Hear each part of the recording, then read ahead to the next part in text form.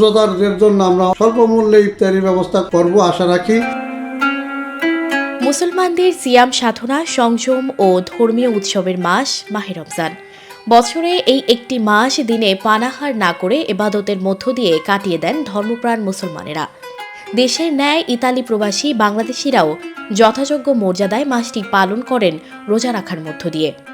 রোজাদারদের ইফতারি আয়োজনে ব্যস্ত সময় পার করবেন ইফতারি বিক্রেতারা। প্রতি বছরের ন্যায় খাবার দোকানগুলোতে থাকছে মুখরোচক খাবারের আয়োজন।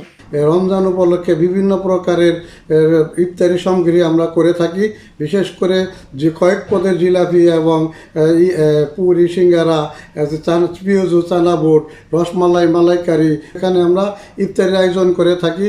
এই ভেনিসে আমরা সর্বপ্রথম 2015 থেকে ইফতারি আয়োজন চালু করি। আলহামদুলিল্লাহ আমরা যথেষ্ট সাড়া পাই।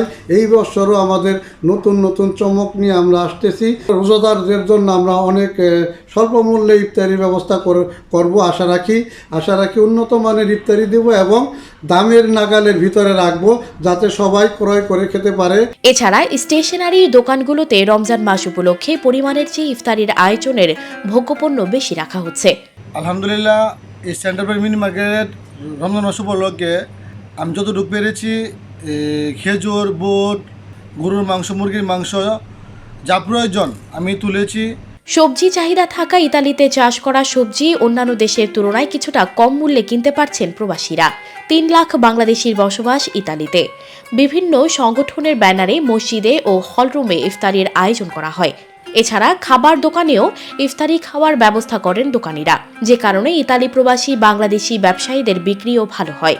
তবে ব্যবসায়ীরা জানান, রমজান মাস উপলক্ষে কিছুটা স্বল্প মূল্যে ইফতার সামগ্রী বিক্রি করবেন তারা।